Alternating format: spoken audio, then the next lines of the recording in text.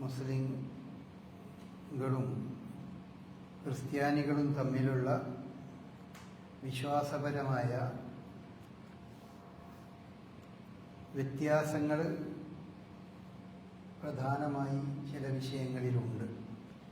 എന്നാൽ ആപേക്ഷികമായി മറ്റു മതവിഭാഗങ്ങളുമായി ഇസ്ലാമിലെ വിശ്വാസങ്ങളും കാര്യങ്ങളുമായൊക്കെ അടുത്തു നിൽക്കുന്നവർ ക്രിസ്ത്യാനികളാണ് എന്ന് വിശുദ്ധ ഖുർആൻ നമുക്ക് പറഞ്ഞു തരുന്നുണ്ട്.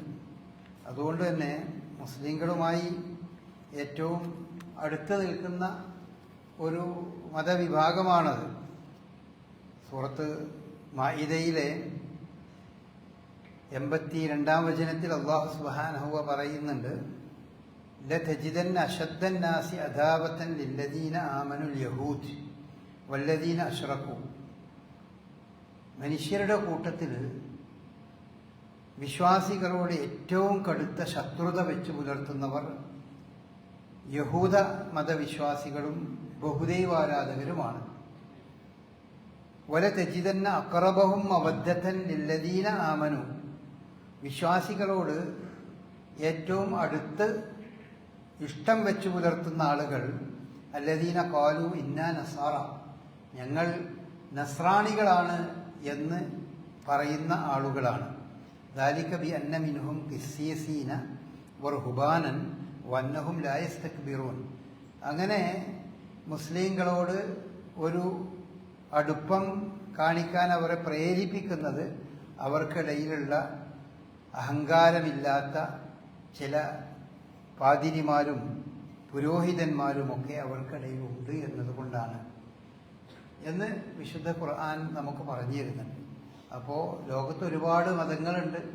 ആ മതങ്ങളിൽ ദൈവീക മതങ്ങൾ എന്നറിയപ്പെടുന്ന പ്രവാചകന്മാരിലൂടെ പഠിപ്പിക്കപ്പെട്ട മതങ്ങളായി അറിയപ്പെടുന്നതാണ് ഇസ്ലാം മതവും ക്രിസ്തു മതവും ജൂതമതവുമൊക്കെ. അതുകൊണ്ട് അവയെപ്പറ്റി അൽ അദിയാനു സമാവിയ എന്നാണ് പറയുന്നത്. ആകാശത്തു നിന്ന് ഇറക്കപ്പെട്ട അഥവാ അള്ളാഹു ദിവ്യബോധനത്തിലൂടെ അറിയിച്ച മതങ്ങൾ എന്നാണ് ഈ 3 മതങ്ങളെ സംബന്ധിച്ചൊക്കെ പൊതുവിൽ പറയാം. അതിൽ ക്രിസ്ത്യാനികളായ ആളുകൾ അവരുടെ വിശ്വാസത്തിലെ വളരെ പ്രധാനപ്പെട്ട ദിവസങ്ങളിൽപ്പെട്ട ഒരു ദിവസമാണ് ഇന്ന്. സാധാരണ ഇംഗ്ലീഷിൽ ഗുഡ് ഫ്രൈഡേ എന്നാണ് പറയുക, നല്ല വെള്ളിയാഴ്ച എന്ന് പറയും. അത് മലയാളത്തിലേക്ക് പരിഭാഷപ്പെടുത്തുമ്പോൾ ദുഃഖ വെള്ളിയാഴ്ച എന്ന് പറയും. അത് രണ്ടും ആ ദിവസത്തെ 2 തലങ്ങളെ ഉദ്ദേശിച്ചുകൊണ്ട് പറയുന്ന കാര്യമാണ്. നല്ല വെള്ളിയാഴ്ച എന്ന് പറയാൻ കാരണം ക്രിസ്ത്യാനികളെ സംബന്ധിച്ചിടത്തോളം ഈസാ അലൈഹിസ്സലാം, യേശു ക്രിസ്തു മനുഷ്യരുടെ മുഴുവൻ പാപങ്ങളും ഏറ്റെടുത്തുകൊണ്ട് കുരിശിൽ മരണം സ്വീകരിച്ച ദിവസമാണ് ഇന്ന്. ഈ വെള്ളിയാഴ്ച, ഇങ്ങനെയുള്ള ഒരു വെള്ളിയാഴ്ചയാണ് ഈസാ നബി കുരിശിൽ മരണപ്പെട്ടത്. അല്ലെങ്കിൽ ജൂതന്മാർ ഈസാ അലൈഹിസ്സലാമിനെ കുരിശിലേറ്റിയത് എന്നാണ് ക്രിസ്ത്യാനികൾ വിശ്വസിക്കുന്നത്. ആ കുരിശിലേറിയത് അവരെ വിശ്വാസപ്രകാരം സകല മനുഷ്യന്റെയും പാപങ്ങളെ ഇല്ലായ്മ ചെയ്യാൻ വേണ്ടിയാണ്. കാരണം ക്രിസ്ത്യാനികളുടെ വിശ്വാസപ്രകാരം എല്ലാ മനുഷ്യരും ജനിച്ചു വീഴുന്നത് പാപികളായിക്കൊണ്ടാണ് എന്നാണ്.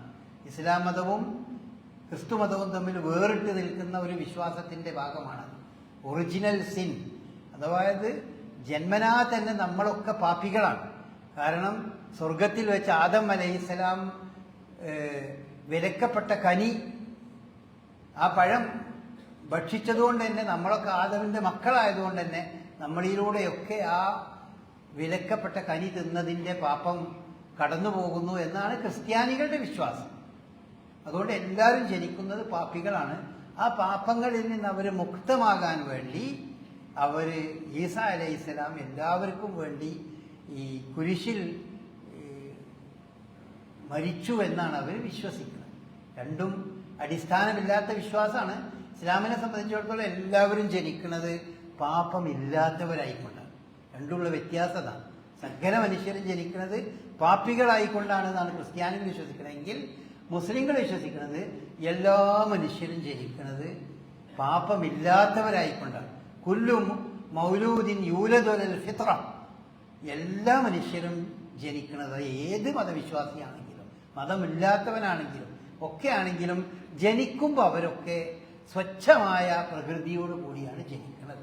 പിന്നെ അബവാഹു യുഹവിദാനിഹി വയു നസ്റാനിഹി വയു മജ്ജിസാനിഹി എന്നൊക്കെയാണ് റസൂലുള്ളാഹി പറഞ്ഞത്. പിന്നെ മാതാപിതാക്കൾ, അവരുടെ സാഹചര്യം, അവർ ജീവിച്ച രീതി, അതൊക്കെയാണ് പിന്നെ അവരെ ഓരോ ക്രിസ്ത്യാനിയാക്കുന്നതും അല്ലെങ്കിൽ അഗ്നിയാരാധകനാക്കുന്നതും ജൂതമത വിശ്വാസിയാക്കുന്നതും ഒക്കെ. വാസ്തവത്തിൽ എല്ലാവരും അള്ളാഹുവെ മാത്രം, പ്രപഞ്ച സൃഷ്ടാവിനെ, അവരെ സൃഷ്ടിച്ച, മനുഷ്യരെ സൃഷ്ടിച്ച സൃഷ്ടാവിന് മാത്രം വണങ്ങി സകലവും സമർപ്പിക്കുന്ന ഒരു മനസ്സോടുകൂടി ആണ് അവരൊക്കെ. അതാണ് പ്രകൃതി. ആ പ്രകൃതിയോട് കൂടിയാണ് ജനിക്കുന്നത്. അപ്പോൾ ആരും പാപ്പികളല്ല, ശുദ്ധരായിക്കൊണ്ടാണ് മനുഷ്യർ ജനിക്കുന്നത് എന്നാണ് ഇസ്ലാം മതം പറയുന്നത്. ക്രിസ്ത്യാനികൾ എല്ലാവരും പാപ്പികളായിക്കൊണ്ടാണ് ജനിക്കുന്നതെന്നാണ്. അങ്ങനെ പാപ്പികളായി ജനിക്കുന്നു എന്ന് പറഞ്ഞപ്പോൾ അതിൻ്റെ പിന്നാലെ ഉണ്ടായി തീർന്ന കുറേ സിദ്ധാന്തങ്ങളിൽപ്പെട്ട ഒരു സിദ്ധാന്തമാണ് ഈ കുരിശു മരണം എന്ന് പറയുന്നത്. അങ്ങനെ ഒരു കാര്യമേ സംഭവിച്ചിട്ടില്ല. ഈസാ അലൈഹിസ്സലാം കുരിശിൽ മരിച്ചിട്ട് തന്നെയല്ല. അതാണ് മുസ്ലിങ്ങൾ വിശ്വസിക്കുന്നത്. മുസ്ലിങ്ങൾ അതിനെ സംബന്ധിച്ച് വിശുദ്ധ ഖുർആൻ തന്നെ വളരെ വ്യക്തമായിക്കൊണ്ട് നമുക്ക് പറഞ്ഞു തരുന്നുണ്ട്. ഒരിക്കലും കുരിശിൽ മരിച്ചിട്ടില്ല. അത് ജൂതന്മാരുടെ ഒരു അവകാശവാദമാണ്. എന്ത്? ഇന്നാ ഖതൽനൽ മസീഹ ഈസ ബിൻ മറിയം റസൂലുള്ളാഹ്, അള്ളാഹുവിന്റെ ദൂതനായ ഈസ ബിൻ മറിയമിനെ ഞങ്ങൾ കൊലപ്പെടുത്തിയിട്ടുണ്ട് എന്നുള്ളത് ജൂതന്മാരുടെ ഒരു അവകാശവാദമാണ്. എന്നിട്ട് ഖുർആൻ അതിനെപ്പറ്റി പറഞ്ഞു, വമാ ഖതലൂഹു, ഇല്ല, അവർ ഈസാ നബിനെ കൊന്നിട്ടില്ല. വമാ സലബൂഹു, അവർ കുരിശിലേറ്റിയിട്ടുമില്ല. വലാകിൻ ശുബ്ബിഹ ലഹു, പക്ഷെ അവർക്ക് ചില ആശയക്കുഴപ്പങ്ങൾ ഉണ്ടായതാണ്. വൈനല്ലദീന ഇഖ്തലഫൂ ഫീഹി ലഫീ ശക്കിൻ മിൻഹു, ഈ വിഷയത്തിൽ അവർ വളരെ സംശയാലുക്കളാണ്. മാലഹും മിൻ ഇൽമിൻ, ഇതിനെപ്പറ്റി ശരിയായ അറിവ് അവരുടെ പക്കലില്ല. ഇല്ലത്തിബാഅന്ന്, കുറേ ഊഹങ്ങളും മറ്റുമായി അവരുടെ മുമ്പിലുള്ളൂ. വമാ ഖതലൂഹു യഖീനൻ, ഉറപ്പായിട്ടും ഈസാ അലൈഹി ഇസ്ലാമിനെ അവർ കൊന്നിട്ടില്ല. അപ്പൊ കൊന്നിട്ടില്ല, കുരിശിലേറ്റിയിട്ടില്ല, കുരിശിൽ ഈസാ അലൈഹി ഇസ്ലാം മരണപ്പെട്ടിട്ടില്ല എന്നുള്ളതാണ് ഇസ്ലാം മതം പഠിപ്പിക്കുന്നത്. പിന്നെ എന്തേ പറ്റിയത്?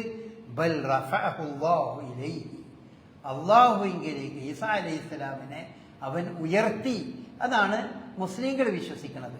അതുകൊണ്ട് തന്നെ ഒരു ദുഃഖവെള്ളിന്നോ അല്ലെങ്കിൽ ഗുഡ് ഫ്രൈഡേ എന്ന് പറയുന്നതോ അങ്ങനെ ഒരു സംഭവം അത് ഇസ്ലാം മത വിശ്വാസികൾ വിശ്വസിക്കാത്ത ഒന്നാണ്.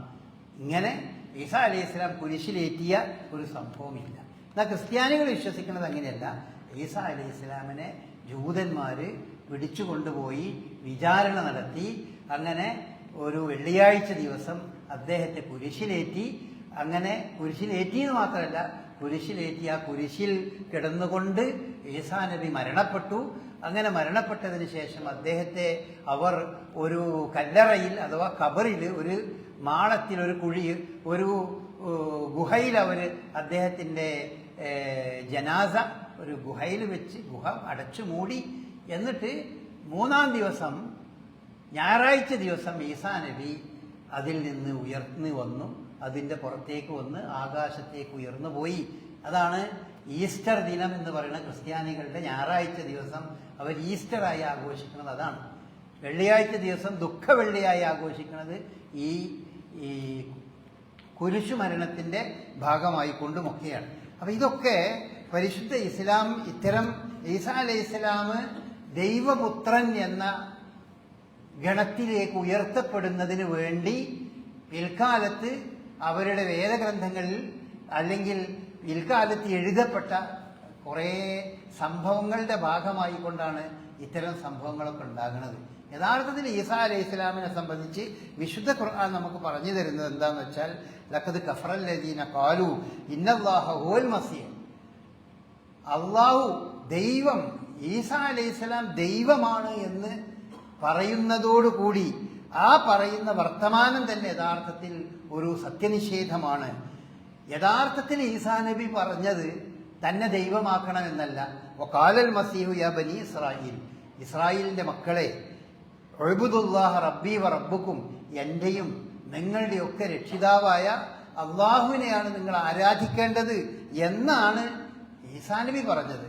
മാത്രമല്ല, ഇന്നഹു മൻ യുശ്രിക് ബില്ലാഹി ഫഖദ് ഹറമല്ലാഹു അലൈഹിൽ ജന്ന, അള്ളാഹുവിൽ ആരെങ്കിലും പങ്കു ചേർത്താൽ, സൃഷ്ടാവിൽ പങ്കു ചേർത്ത് കഴിഞ്ഞാൽ അവൻ നരകം ആണ് അവന്റെ വാസസ്ഥലം, സ്വർഗം അവന് നിഷിദ്ധമാകും എന്നൊക്കെയാണ് ഈസാ നബി പഠിപ്പിച്ചത്. അപ്പൊ ഈസാ നബിന്റെ പഠിപ്പിച്ചതിനെ പറ്റി വിശുദ്ധ ഖുർആൻ പറയുന്നത് അങ്ങനെയാണ്. ഈസാ നബി ഒരിക്കലും ഒരു ദൈവമല്ല, ദൈവമല്ല എന്ന് മാത്രമല്ല തന്നെ ആരാധിക്കാൻ പാടില്ല, മറിച്ച് നിങ്ങൾ ആരാധിക്കേണ്ടത് നിങ്ങളെയും എന്നെയും ഒക്കെ സൃഷ്ടിച്ച റബ്ബി വ റബ്ബുക്കും, നിങ്ങളുടെയും എന്റെയും രക്ഷിതാവായ പടച്ച തമ്പുരാനെ മാത്രമേ ആരാധിക്കാവൂ എന്ന് പഠിപ്പിച്ച ഒരു പ്രവാചകനാണ്, ഒന്ന് പഠിപ്പിച്ച ഒരാളാണ് ഈസാ നബി എന്നാണ് വിശുദ്ധ ഖുർആൻ പറയുന്നത്. അത് കാലങ്ങൾ കുറച്ചുകൂടി കഴിഞ്ഞപ്പോൾ അത് ദൈവം എന്നുള്ളതിന്റെ മറ്റൊരു രൂപം ഉണ്ടായിക്കൊണ്ട് ത്രിത്വം എന്ന് പറഞ്ഞ രീതിയിലേക്ക് വന്നു. ത്രിയേകത്വം എന്ന് പറഞ്ഞ സംഗതി. ദൈവം മൂന്നിലൊന്നാണ്, ദൈവത്തിന്റെ മൂന്നിലൊന്നാണ്, പിതാവ്, പുത്രൻ, പരിശുദ്ധാത്മാവ്. അതിലൊന്നാണ് ഈസാ നബി. ദൈവപുത്രനാണെന്ന് പറഞ്ഞു. അത് യഥാർത്ഥത്തിൽ ഈസാ നബിയുടെ മരണത്തിന് ശേഷം ഒരു ഏകദേശം 3 നൂറ്റാണ്ട്, 1.5-2 നൂറ്റാണ്ട് കഴിഞ്ഞതിന് ശേഷം ക്രൈസ്തവ സഭകൾ കൂടിയാലോചിച്ച് ഉണ്ടാക്കിയ ഒരു തത്വമാണ് ഈസാ നബിയുടെ ത്രിയേകത്വ സിദ്ധാന്തം എന്ന് പറഞ്ഞത്. അല്ലാതെ ത്രിയേകത്വം എന്ന് പറഞ്ഞത് ബൈബിളിൽ എവിടെയും കാണാൻ കഴിയുന്ന കാര്യമല്ല. പക്ഷേ നബി സല്ലല്ലാഹു അലൈഹി വസല്ലമയുടെ കാലമായപ്പോഴേക്കും ക്രിസ്ത്യാനികൾ ഈ ത്രിയേകത്വ വിശ്വാസികളായി മാറിയിരുന്നു. അതുകൊണ്ട് വിശുദ്ധ ഖുർആൻ പറഞ്ഞു, ലഖദ് കഫറല്ലദീന ഖാലു ഇന്നല്ലാഹ സാലിസു സലാസ, അല്ലാഹു പടച്ചവൻ ത്രിത്വത്തിലൊന്നാണ്, മൂന്നിൽ ഒരുവനാണ് അല്ലാഹു എന്ന് ആര് പറഞ്ഞാലും അത് നിഷേധമാണ്, ദൈവനിഷേധമാണ്. വമാമിൻ ഇലാഹിൻ ഇല്ലാ ഇലാഹുൻ വാഹിദുൻ, ആകെ ഒരു ദൈവം മാത്രമേ ഉള്ളൂ, അല്ലാതെ ഉള്ള ദൈവം 3 മാറുകയും അതിലൊന്ന് പിതാവും, ഒന്ന് പുത്രനും, മറ്റൊന്ന് പരിശുദ്ധാത്മാവും, അങ്ങനെ ത്രിയേകത്വം എന്നത് അങ്ങനെ ഒന്ന് പറഞ്ഞാൽ, അങ്ങനെ വിശ്വസിച്ചാൽ അത് ദൈവനിഷേധമാണ്, ദൈവദോഷമാണ് എന്നാണ് വിശുദ്ധ ഖുർആൻ അങ്ങനെയാണ് നമ്മളെ പഠിപ്പിക്കുന്നത്. അതുകൊണ്ട് വൈലം യന്തഹു അമ്മാ യഖൂലൂന ലയമസ്സന്നല്ലദീന കഫറൂ മിൻഹും അദാബുൻ അലീം, ഈ വിശ്വാസവുമായി നിങ്ങൾ മുന്നോട്ട് പോയാൽ, ഇതാണ് നിങ്ങൾ വിശ്വസിക്കുന്നതെങ്കിൽ, ഇതിൽ നിന്ന് നിങ്ങൾ വിരമിക്കുന്നില്ലെങ്കിൽ നിങ്ങൾക്ക് വേദനയേറിയ ശിക്ഷ നിങ്ങൾ അനുഭവിക്കേണ്ടി വരും, പരലോകത്ത് നരകശിക്ഷ അനുഭവിക്കേണ്ട ഒരു വിഭാഗമായി നിങ്ങൾ മാറും എന്നാണ് വിശുദ്ധ ഖുർആൻ അതിനെ സംബന്ധിച്ച് പറഞ്ഞിട്ടുള്ളത്. അപ്പോൾ ഈസാ അലൈഹി സ്വലാമിനെ പറ്റി വിശുദ്ധ ഇസ്ലാം നമ്മെ പഠിപ്പിക്കുന്ന വളരെ വ്യക്തമായ പാഠം, അദ്ദേഹം ഒരു ദൈവപുത്രനൊന്നുമല്ല, ഒരു മനുഷ്യൻ മാത്രം. പക്ഷെ അദ്ദേഹത്തിന്റെ ജന്മം, ഈസാ നബിയുടെ ജന്മം, അതൊരു അത്ഭുതകരമായ ജന്മമാണ്. പിതാവില്ലാതെ ജനിച്ച ഒരാളാണ് ഈസാ അലൈഹി സ്വലാം. നമുക്കറിയാം, അത് അങ്ങനെ പിതാവില്ലാതെ ജനിച്ചു എന്നതുകൊണ്ടാണ് ഈസാ അലൈഹി സ്വലാം ഒരു ദൈവത്തിന്റെ ഭാഗത്തേക്ക് ഉയർന്നു പോകുന്നത് എന്നുണ്ടെങ്കിൽ വിശുദ്ധ ഖുർആൻ പറയുകയുണ്ടായി, ഇന്ന മസല ഈസാ കമസലി ആദം, ഈസാ നബി എന്ന് പറയുന്നത് അത് ആദമിനെ പോലെ തന്നെയാണ്. ആദമിന് പിതാവുമില്ല, മാതാവുമില്ല. മാതാവും പിതാവും ഇല്ലാതെ അല്ലാഹു സുബ്ഹാനഹു വ തആല ഉണ്ടാകുക എന്ന കൽപ്പന നൽകിയപ്പോൾ ജന്മം ലഭിച്ചത് ആദമാണ്. ആദമിനെ പോലെ തന്നെ നിങ്ങൾ ഈ ഈസാ അലൈഹി ഇസ്ലാമിനെയും കണ്ടാൽ മതി, അതിനപ്പുറമൊന്നുമില്ല. പിതാവില്ലാതെ ജനിച്ചു എന്നതാണ് ദൈവത്തിന്റെ പുത്രനായി മാറാൻ നിങ്ങൾ കാരണം പറയുന്നതെങ്കിൽ, പിതാവും മാതാവുമായി ഇല്ലാതെ ജനിച്ച ആദമ് അത് ദൈവത്തിന്റെ ഏറ്റവും വലിയ, അതിനേക്കാൾ വലിയ പുത്രനാകണ്ടേ എന്ന രീതിയിൽ വിശുദ്ധ ഖുർആൻ ക്രിസ്ത്യാനികളുമായി നടത്തുന്ന ഒരു സംവാദത്തിന്റെ ഭാഗം വിശുദ്ധ ഖുർആൻ എടുത്ത് ഉദ്ധരിക്കുന്നുണ്ട്. അവിടെ ആ രീതിയിൽ നമുക്ക് പറഞ്ഞിരുന്നു. അപ്പോൾ ഇങ്ങനത്തെ വിശ്വാസമാണ്, ഈ വിശ്വാസത്തിന്റെ ഭാഗമായുള്ളതാണ് ദുഃഖവെള്ളിയും പെസഹ വ്യാഴവും അതുപോലെ തന്നെ ഈ ഈസ്റ്റർ പോലെയുള്ളതൊക്കെ അവരുടെ വിശ്വാസത്തിന്റെ ഭാഗം. ആ വിശ്വാസം അനുസരിച്ച് അവർക്ക് ജീവിക്കാം, യാതൊരു വിരോധവും ഇല്ലാത്ത സംഗതിയാണ്. അതിന് ഇന്ത്യ രാജ്യത്ത് അതിന് അവകാശമുണ്ട്, അങ്ങനെ അവർ പക്ഷേ മുസ്ലിങ്ങളായ നമ്മൾ മനസ്സിലാക്കേണ്ടത്, ഈ വിഷയത്തിൽ വിശ്വാസം, ഇസ്ലാം മതവിശ്വാസികളുടെ വിശ്വാസം ഇങ്ങനെയാണ് കൃത്യമായി. പിന്നെ ഈസാ അലൈഹി ഇസ്ലാമിനെ പറ്റി നമുക്ക് റസൂലുള്ളാഹി സ്വല്ലല്ലാഹു അലൈഹി വസല്ലമ ആ വിഷയകമായി നമുക്ക് ധാരാളം കാര്യങ്ങൾ പറഞ്ഞു തരുന്നുണ്ട്. ഈസാ നബി എന്നത് ആകാശത്തേക്ക് ഉയർത്തപ്പെട്ട ഒരു പ്രവാചകനാണ്. ആ ഈസാ അലൈഹി ഇസ്ലാം വീണ്ടും ഇവിടേക്ക് തന്നെ, ഈ ഭൂമിയിലേക്ക് തന്നെ വരും എന്ന് തന്നെയാണ് വിശുദ്ധ ഖുർആനും നമ്മളെ പഠിപ്പിക്കുന്നത്. റസൂലുള്ളാഹി സ്വല്ലല്ലാഹു അലൈഹി വസല്ലമയും നമ്മെ പഠിപ്പിക്കുന്നത് അങ്ങനെ തന്നെയാണ്. ഈസാ അലൈഹി ഇസ്ലാമിനെ പറ്റി വിശുദ്ധ ഖുർആൻ തന്നെ നമുക്ക് പറഞ്ഞു തരുന്ന കാര്യം, അദ്ദേഹം ഈസാ അലൈഹി ഇസ്ലാം വഇൻ മിൻ അഹ്ലിൽ കിതാബി ഇല്ലാ ലയുഅ്മിനന്ന ബിഹി ഖബ്ല മൗതിഹി. ഈസാ അലൈഹി ഇസ്ലാം മരണപ്പെടുന്നതിന് മുമ്പ് സകല വേദം നൽകപ്പെട്ടവരൊക്കെ അദ്ദേഹത്തിൽ വിശ്വസിക്കും. അങ്ങനെ ഒരു കാലം വരും. അദ്ദേഹം മരിക്കണതിന് മുമ്പ്, അദ്ദേഹം മരിച്ചിട്ടില്ലല്ലോ, ബൽ റഫഅഹുല്ലാഹു ഇലൈഹിന, അദ്ദേഹത്തെ അള്ളാഹു തന്നിലേക്ക് ഉയർത്തി എന്നാണ്.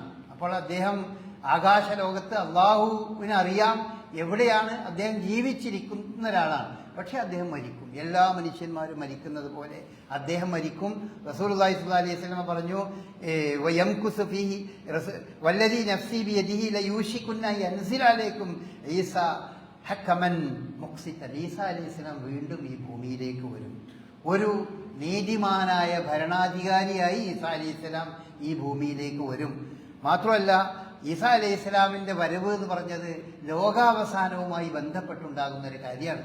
വിശുദ്ധ ഖുർആൻ സൂറത്ത് സുഖ്റുഫിൽ പറയുകയുണ്ടായി, വഇന്നഹു ലഇൽമുൻ ലിസ്സാഅതി ഫലാ തംതറുന്ന ബിഹാ. ലോകാവസാനത്തെ പറ്റി നിങ്ങൾ ഒരിക്കലും സംശയിക്കേണ്ടതില്ല. അത് നടക്കാൻ പോകുന്ന സംഭവമാണ് ലോകാവസാനം എന്നത്. അതിൽ ആ ലോകാവസാനത്തിന്റെ ഒരു അടയാളം തന്നെയാണ് അദ്ദേഹവും, അഥവാ ഈസാ അലൈഹിസ്സലാമും. ഈസാ അലൈഹിസ്സലാം ലോകാവസാനത്തോടനുബന്ധിച്ച് വീണ്ടും ഈ ഭൂമിയിലേക്ക് വരും എന്ന് വിശുദ്ധ ഇസ്ലാം നമ്മെ പഠിപ്പിക്കുന്നുണ്ട്. മാത്രമല്ല, റസൂലുള്ളാഹി സ്വല്ലല്ലാഹു അലൈഹി വസല്ലം വരുന്ന രീതി കുറെ നമുക്ക് വിവരിച്ചു തന്നിട്ടുണ്ട്. ഒരു ഭരണാധികാരിയായിക്കൊണ്ടാണ് അദ്ദേഹം വരിക എന്ന് റസൂലുള്ളാഹി സ്വല്ലല്ലാഹു അലൈഹി വസല്ലം പറയുകയുണ്ടായി. അദ്ദേഹം വരുന്ന രീതിയും പറയുകയുണ്ടായി. യൻസിലു അലാ മനാറത്തിൽ ബൈദാ ബിശർഖൈ ദിമഷ്ക് ബൈന അജ്നിഹത്തിൽ മലക്കൈൻ. അദ്ദേഹം ഡമസ്കസിന്റെ ഷർക്ക് ഭാഗത്ത്, കിഴക്കൻ ഡമസ്കത്തിന്റെ കിഴക്ക് ഭാഗത്ത് ഉള്ള വെളുത്ത മിനാരത്തിന്റെ അരികിലാണ് ഈസാ അലൈഹിസ്സലാം ലോകാവസാനത്തിന് മുമ്പ് ഇറങ്ങി വരിക എന്ന് റസൂലുള്ളാഹി പറഞ്ഞു. ആ വരുന്ന രീതി പറഞ്ഞു. അദ്ദേഹം രണ്ട് മലക്കുകൾക്കിടയിൽ, രണ്ട് മലക്കുകളുടെ ചിറകുകളിൽ തൂങ്ങിപ്പിടിച്ചുകൊണ്ടാണ് അദ്ദേഹം ഈ ഭൂമിയിലേക്ക് ഇറങ്ങി വരിക. അദ്ദേഹത്തിന്റെ മുടിയിൽ നിന്ന് അപ്പോഴിങ്ങനെ വെള്ളമിറ്റി വീഴുന്നത് പോലെ ഉള്ള ഒരു മുടി ധരിച്ചുകൊണ്ട്, മുടിയുള്ള ഒരാളായിക്കൊണ്ടാണ് ഈസാ നബി ഭൂമിയിലേക്ക് വീണ്ടും വരിക എന്നൊക്കെ റസൂലുള്ളാഹി സ്വല്ലല്ലാഹു അലൈഹി വസല്ലം പറഞ്ഞു. ഈസാ നബി വന്നതിന് ശേഷം നടക്കുന്ന സംഭവങ്ങളുണ്ട്. ഈസാ നബി വരുന്ന സമയത്ത് ഈ ലോകത്ത്, അല്ലെങ്കിൽ ഈ ഈസാ നബി വരുന്ന പ്രദേശത്ത്, ആ പ്രദേശത്തിന്റെ ഭരണാധികാരിയായിട്ട് ഒരു നല്ല മനുഷ്യൻ ആ സമയത്ത് ഉണ്ടാകും. റസൂലുള്ളാഹിയുടെ ഒരു പ്രവചനമാണ്. ആ മനുഷ്യന്റെ പേരാണ് മഹ്ദി എന്ന് പറയുന്നത്. അദ്ദേഹം ഈസാ നബി വരുന്ന സമയത്ത്, അദ്ദേഹത്തിന്റെ ഭരണകാലത്താണ് ഈസാ നബി വരിക. അദ്ദേഹം ഈസാ നബി വന്ന് ഒരു 6-7 വർഷം കഴിയുമ്പോഴേക്ക് അദ്ദേഹം വഫാത്താകും. പിന്നെ ഈസാ അലൈഹിസ്സലാം ദജ്ജാലിനെ കൊല്ലുന്ന സന്ദർഭം പറയുന്നുണ്ട്. അങ്ങനെ ഈസാ നബി 40 വർഷം ഈ ഭൂമിയിൽ ഈസാ നബി ഭരണാധികാരിയായിക്കൊണ്ട്, മഹ്ദിക്ക് ശേഷം പിന്നെ ഭരണാധികാരിയായി ഈസാ നബി വരും. വയംകുസു ഫീ 40 സന, 40 വർഷം അദ്ദേഹം ഈ ഭൂമി ജീവിക്കും. സുമ്മ യതവഫ, പിന്നീട് അദ്ദേഹം മരിക്കും. വയുസല്ല അലൈഹിൽ മുസ്ലിമൂൻ, അദ്ദേഹത്തിന് സാധാരണ മനുഷ്യന്മാരൊക്കെ മരിക്കുന്നത് പോലെ തന്നെ അദ്ദേഹം മരിക്കും. അദ്ദേഹത്തിന് മുസ്ലിങ്ങളായ ആളുകൾ അദ്ദേഹത്തിന് മയ്യിത്ത് നമസ്കരിക്കുകയൊക്കെ ചെയ്യും. അങ്ങനെയൊക്കെ സംഭവിക്കാൻ പോകുന്ന പ്രവചനമായിക്കൊണ്ട് റസൂലുള്ളാഹി സ്വല്ലല്ലാഹു അലൈഹി വസല്ലമ നമ്മെ പഠിപ്പിക്കുന്ന ഒന്നാണ് ഈസാ അലൈഹിസ്സലാം. അതുകൊണ്ട് തന്നെ ഈസാ നബിയെ സംബന്ധിച്ചിടത്തോളം അദ്ദേഹം ദൈവത്തിന്റെ പുത്രനാണെന്നോ, അല്ലെങ്കിൽ ദൈവമാണെന്നോ, അല്ലെങ്കിൽ അദ്ദേഹം ആകാശത്തേക്ക് ദൈവപുത്രനായിട്ട് ഉയർന്നു പോയി എന്നോ ഉള്ള വിശ്വാസം വിശ്വസിക്കുന്ന ക്രൈസ്തവ സഹോദരന്മാരുടെ വിശ്വാസത്തെ പരിശുദ്ധ ഇസ്ലാം നിരാകരിക്കുകയാണ്. ഈസാ അലൈഹിസ്സലാം അദ്ദേഹം ഒരു സാധാരണ മനുഷ്യൻ തന്നെ, ഒരു പ്രവാചകനായിക്കൊണ്ട് അദ്ദേഹം ഈ ഭൂമിയിൽ കുറെ കാലം ജീവിച്ചു. ഇനി അദ്ദേഹം മരിച്ചത് അല്ലെങ്കിൽ ആകാശത്തേക്ക് ഉയർത്തപ്പെട്ടത് ഏകദേശം അദ്ദേഹത്തിന്റെ ഒരു 10-30 വയസ്സാണ് സമയത്താണ് ആകാശത്തേക്ക് ഉയർത്തപ്പെട്ടതെന്നാണ്. അതുകൊണ്ട് തന്നെ അദ്ദേഹം വരുന്നതിനെ പറ്റി ഖുർആൻ വേറെയും സൂചന പറയുണ്ടായി. വൈകല്യമുൻ നാസഫിൽ മഹ്ദി വകഹ്ലൻ, ഈസാ നബി ഒരു ആളുകളോട് സംസാരിക്കും. തൊട്ടിലിൽ വെച്ച് ഈസാ നബി സംസാരിച്ചിരുന്നു. അതൊരു അത്ഭുതമായി ആ കാലഘട്ടങ്ങളിൽ ആളുകൾ കണ്ടതാണ്. പിന്നെ വിശുദ്ധ ഖുർആൻ പറഞ്ഞു ഇനി അദ്ദേഹം ഒരു മധ്യവയസ്കനായ അവസ്ഥയിൽ സംസാരിക്കും. മധ്യവയസ്കനായിട്ടും അദ്ദേഹം സംസാരിക്കുന്നു. മധ്യവയസ്കനായിട്ട് നമ്മളെല്ലാവരും സംസാരിക്കണല്ലേ? എല്ലാ മനുഷ്യന്മാരും മധ്യവയസ്കർ സംസാരിക്കുന്നുണ്ടല്ലോ. എന്താ ഇപ്പൊ ഈസാ നബി മധ്യവയസ്കനായിട്ട് സംസാരിക്കുന്നത് ഒരു പ്രത്യേകം എടുത്തു പറയാൻ കാരണം ഈസാ നബി മധ്യവയസ്കനാകുന്നതിന്റെ മുമ്പ് അദ്ദേഹം ഈ ലോകത്ത് നിന്ന് ആകാശത്തേക്ക് ഉയർത്തപ്പെട്ടിട്ടുണ്ട്. പിന്നെ അദ്ദേഹം വീണ്ടും ഇവിടെ വരുമ്പോൾ മധ്യവയസ്കനാകുന്ന പ്രായത്തിൽ അദ്ദേഹം ഇവിടെ വരും. അങ്ങനെ അദ്ദേഹം ആളുകളുമായി സംസാരിക്കുന്ന ഒരു അത്ഭുതവും ആ കൂട്ടത്തിൽ സംഭവിക്കും എന്നൊക്കെ നമുക്ക് വിശുദ്ധ ഖുർആൻ നമുക്ക് സൂചിപ്പിച്ചിരുന്നു. അങ്ങനെ ഉള്ള ഒരു പ്രവാചകൻ തന്നെയാണ്. അപ്പൊ ഇത്ര വലിയ സംഭവങ്ങൾ നടന്നാലും നമ്മൾ മനസ്സിലാക്കേണ്ട കാര്യം അതാണ്. ഇത്ര വലിയ ഈസാ നബിനേക്കാൾ വലിയ ഒരു അത്ഭുതം എന്ന് പറയാവുന്നത് പിന്നെ ആരാ ഉള്ളത്? മനുഷ്യന്മാരുടെ കൂട്ടത്തിൽ നമ്മളുടെ ചരിത്രത്തിൽ അറിയപ്പെടുന്ന ആളുകളുടെ കൂട്ടത്തിൽ ഇത്ര അത്ഭുതകരമായ രീതിയിലുള്ള ജനനം, അത്ഭുതകരമായ രീതിയിൽ ആകാശത്തേക്ക് ഉയർത്തപ്പെടുന്ന ഒരു മനുഷ്യൻ, പിന്നെ അത്ഭുതകരമായ രീതിയിൽ വീണ്ടും ആകാശത്ത് നിന്ന് ഈ ഭൂമിയിലേക്ക് ഇറങ്ങി വരുന്ന ഒരു മനുഷ്യൻ, അങ്ങനെ ഇവിടെ ഭരണം നടത്തി മരണപ്പെട്ടു പോകുന്ന ഇതിനേക്കാൾ അത്ഭുതങ്ങൾ ഏതൊരു മനുഷ്യനെ പറ്റിയാണ് നമുക്ക് പറയാനുണ്ടാവുക? ആരെ പറ്റി പറയാനുണ്ടാവില്ല. എന്നാൽ ആ അത്ഭുതങ്ങളൊക്കെ സംഭവിച്ചാലും ഈസാ നബി മനുഷ്യൻ, ഒരു സാധാരണ മനുഷ്യൻ എന്നതിന്റെ അപ്പുറത്തേക്ക് ഈസാ നബി പോകുന്നില്ല. ഈസാ നബിയോട് ആർക്കും പ്രാർത്ഥിക്കാൻ പറ്റില്ല. ഈസാ നബി ദൈവപുത്രനായി മാറുന്നില്ല.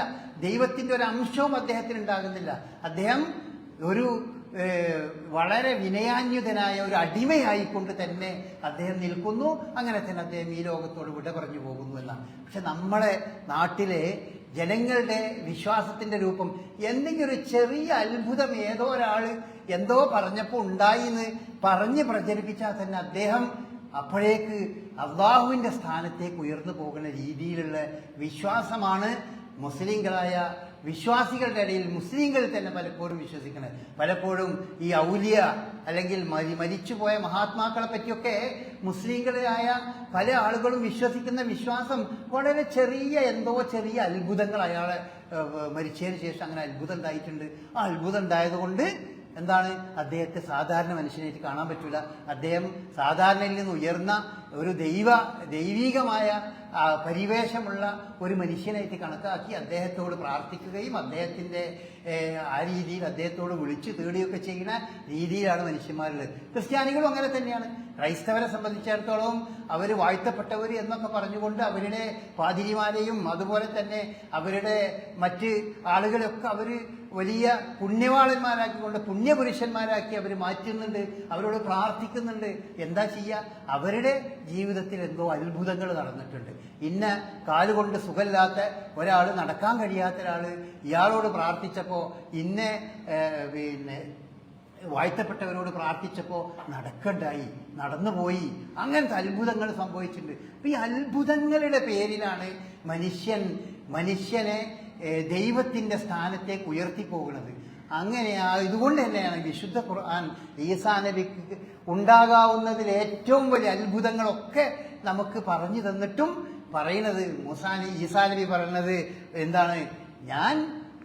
എന്റെയും നിങ്ങളുടെയൊക്കെ ഒരു രക്ഷിതാവിനെ മാത്രം നിങ്ങൾ ആരാധിക്കുക, വേറെ ആരെയും നിങ്ങൾ ആരാധിക്കരുത് എന്നാണ് നമ്മൾ പഠിപ്പിക്കുന്നത്. അതൊരു വലിയ പാഠമാണ്. അല്ലാഹു സുബ്ഹാനഹു വ തആല ഇത്തരം സന്ദർഭങ്ങളിൽ അത്തരം വ്യക്തമായ പാഠങ്ങൾ ഉൾക്കൊണ്ടുകൊണ്ട് തന്നെ അള്ളാഹുവെ മാത്രം ആരാധിക്കുകയും അവനോട് മാത്രം പ്രാർത്ഥിക്കുകയും മനുഷ്യൻ എത്ര വലിയ രീതിയിൽ എന്ത് അത്ഭുതങ്ങളിലൂടെ കടന്നു വന്നാലും മനുഷ്യൻ എന്ന വിധാനത്തിൽ നിന്ന് ഒരു കാരണവശാലും ഒരു സൃഷ്ടിയും ഉയർന്നു പോകുന്നില്ല എന്നുള്ള പരമാർത്ഥവും നമ്മൾ മനസ്സിലാക്കുക.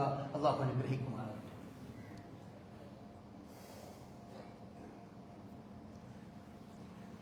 അൽഹംദുലില്ലാഹ് الذي هدانا لهذا وما كنا لنهتدي لولا أن هدانا الله اللهم صل على محمد وعلى آل محمد كما صليت على إبراهيم وعلى آل إبراهيم إنك حميد مجيد أما بعد. പ്രിയപ്പെട്ടവരെ, നാം ഒരു തെരഞ്ഞെടുപ്പിനെ വീണ്ടും അഭിമുഖീകരിക്കുക. അടുത്ത ആഴ്ച നമ്മൾ പള്ളിയിൽ വരുമ്പോഴേക്ക് നമ്മൾ ഒരു തെരഞ്ഞെടുപ്പിൻ്റെ ദിവസം പിന്നിട്ടിരിക്കും. ഇവിടെ നമ്മൾ മനസ്സിലാക്കേണ്ട ഒരു കാര്യം എന്താണെന്ന് വെച്ചാൽ, വോട്ട് വിനിയോഗിക്കുക എന്ന് പറയുന്നത് വളരെ പ്രധാനപ്പെട്ട ഒരു കാര്യമാണ്. വോട്ട് ചെയ്യാത്ത ഒരു അവസ്ഥ ഒരിക്കലും ഉണ്ടാകാൻ പാടില്ല. അത് നമ്മളുടെ നമുക്ക് ചെയ്യാൻ കഴിയണ ഈ ജനാധിപത്യ വ്യവസ്ഥിതിയിൽ ഒരു പൗരന് ലഭിക്കുന്ന ഏറ്റവും വലിയ അംഗീകാരമാണ്. അതുകൊണ്ട് എന്ത് വില നൽകിയും നമ്മൾ വോട്ട് രേഖപ്പെടുത്തണം. വോട്ട് രേഖപ്പെടുത്തുന്നതിൽ നമ്മൾ ഒരു കാരണവശാലും എന്താപ്പം വോട്ട് ചെയ്തിട്ട് എന്നൊക്കെ പറഞ്ഞ പലതരം നെഗറ്റീവ് ചിന്തകളിലൂടെ നമ്മൾ ഒരിക്കലും പോകാൻ പാടില്ല. അതിൻ്റെ വേറെയും ചില പ്രത്യാഘാതങ്ങൾ വോട്ട് രേഖപ്പെടുത്തിയിട്ടില്ലെങ്കിൽ അതിന് വേറെയും പല പ്രത്യാഘാതങ്ങളൊക്കെ പലരും പറയുകയും മറ്റൊക്കെ ചെയ്യുന്നുണ്ട്. നമ്മളുടെ വോട്ടർ പട്ടികയൊക്കെ പരിഷ്കരിക്കുകയൊക്കെ ചെയ്യുന്ന ഈ കാലഘട്ടത്തിൽ വോട്ട് രേഖപ്പെടുത്താത്ത ആളുകളെ പ്രത്യേകമായിക്കൊണ്ട് വോട്ട് രേഖപ്പെടുത്താത്തവരെ പ്രത്യേകമായിക്കൊണ്ട് അവരൊരു കാറ്റഗറിയായി തിരിക്കപ്പെടുന്നൊക്കെ പറയണം. എന്തെന്നായാലും ശരി, അങ്ങനെ തിരിച്ചാലും തിരിച്ചിട്ടില്ലെങ്കിലും, അങ്ങനെ ഒരു പ്രത്യേക ഇനമാക്കി മാറ്റിയാലും മാറ്റിയിട്ടില്ലെങ്കിലും വോട്ട് എന്ന് പറഞ്ഞത് നമ്മളുടെ വലിയൊരു ആയുധമാണ്. നമുക്ക് പറയാൻ ഉള്ള ജനാധിപത്യത്തിൻ്റെ ഭാഗത്തുള്ള വലിയൊരു ആയുധമാണ്. അത് വിനിയോഗിക്കാതിരിക്കരുത്. വോട്ട് അവകാശമുള്ള എല്ലാവരും വോട്ട് ഏതായാലും ചെയ്യാൻ പോകുന്നത്. രണ്ടാമത്തെ സംഗതി, പിന്നെ നമ്മൾ വോട്ട് ചെയ്യുന്നത് ഓരോരുത്തർക്കും അവനവൻ്റെ തീരുമാനപ്രകാരം ചെയ്യാവുന്ന സംഗതിയാണ്. തനിക്കും തൻ്റെ മതത്തിനും രാജ്യത്തിനും ഗുണകരമായത് ഏത് വിഭാഗമാണ് എന്നാണ് നമ്മൾ വിശ്വസിക്കുന്നത്, ഓരോരുത്തരും വിശ്വസിക്കുന്നത്. ആ വിശ്വാസത്തിൻ്റെ അടിസ്ഥാനത്തിൽ അവർ വിശ്വസിക്കുന്ന തനിക്കും നാട്ടിനും അതുപോലെ രാജ്യത്തിനും തനിക്കും വിശ്വസിക്കുന്ന ഈ മതവിശ്വാസത്തിനും നിലനിർത്തിക്കൊണ്ടു പോകുന്നതിനും ഏതാണ് ഏറ്റവും കൂട്ടത്തിലേറ്റാണ് നല്ലത്, അതാണ്. അത്രയും നമുക്ക് കഴിയുള്ളൂ. ഈ മത്സരിക്കുന്ന എല്ലാ വിഭാഗവും അതാണ് 100% എല്ലാം കൊണ്ടും തികഞ്ഞവരാണ് എന്ന് ആരെപ്പറ്റി നമുക്ക് പറയാൻ പറ്റില്ല. മറിച്ച് കൂട്ടത്തിൽ ഏറ്റവും നല്ലത് എന്ന് നമ്മൾ മനസ്സിലാക്കുന്നത് ആരാണോ അവർക്കാണ് നമ്മൾ വോട്ട് കൊടുക്കേണ്ടത്. അത് നമ്മൾ ആത്മാർത്ഥമായി ചെയ്യേണ്ട ഒരു സംഗതിയാണ്. നമ്മളുടെ വിശ്വാസം അനുസരിച്ച് ഇതാണ് കൂടുതൽ നല്ലത്, ഇന്ന മുന്നണി അല്ലെങ്കിൽ ഇന്നവരാണ് എന്ന് വെച്ചാൽ അവർക്ക് നമ്മൾ വോട്ട് നൽകുക. അതും നമ്മളുടെ സംബന്ധിച്ചിട്ട് ഒരു ബാധ്യതയാണ്. പരിശുദ്ധ ഇസ്ലാമിലെ ഒരുപാട് കാര്യങ്ങൾക്ക് ഇസ്ലാം നൽകുന്ന ഒരു പ്രതിവിധി അതാണ്. നമ്മുടെ മുമ്പിൽ 2 ഓപ്ഷൻ വന്നു കഴിഞ്ഞാൽ അതിൽ ഏതെങ്കിലും ഒരു ഓപ്ഷനിൽ നമ്മൾ തിരഞ്ഞെടുക്കുമ്പോൾ കൂട്ടത്തിൽ അനുയോജ്യമായത് തിരഞ്ഞെടുക്കുക എന്നുള്ളതാണ് നമ്മൾ സ്വീകരിക്കേണ്ട രീതി. അതാണ് നമ്മൾ ഓരോ വിഷയത്തിലും പലപ്പോഴും നമ്മൾ ആ കാര്യങ്ങൾ നമ്മൾ ഉണർത്താറുണ്ട്. അത് വോട്ടിങ്ങിൻ്റെ വിഷയത്തിൽ അങ്ങനെ തന്നെയാണ്. ആ രീതി നമ്മൾ മനസ്സിലാക്കുക. ആരും ഒരു നിലക്കും നഷ്ടപ്പെടുത്താതെ ഈ വോട്ടവകാശം വിനിയോഗിക്കണം എന്ന് പ്രത്യേകമായി ഉണർത്തുകയാണ്. അതിന് സർക്കാർ തന്നെ ഇത്തരം കാര്യങ്ങളെപ്പറ്റി ബോധവൽക്കരണം നടത്തണം എന്ന് നിർദ്ദേശിക്കുക കൂടി ചെയ്തിട്ടുണ്ട്. അതുകൊണ്ട് തന്നെ നിങ്ങൾ എല്ലാവരും വോട്ട് രേഖപ്പെടുത്തുന്ന വിഷയത്തിൽ ഒരു വീഴ്ചയും വരുത്തരുത് എന്ന് പ്രത്യേകമായി ഉണർത്തുകയാണ്. അള്ളാഹു ശരിയായ രീതിയിൽ കാര്യങ്ങൾ മനസ്സിലാക്കി അതനുസരിച്ച് ജീവിക്കുന്ന സത്യവിശ്വാസികളുടെ കൂട്ടത്തിൽ നമ്മെല്ലാം ഉൾപ്പെടുത്തുമാറാകട്ടെ.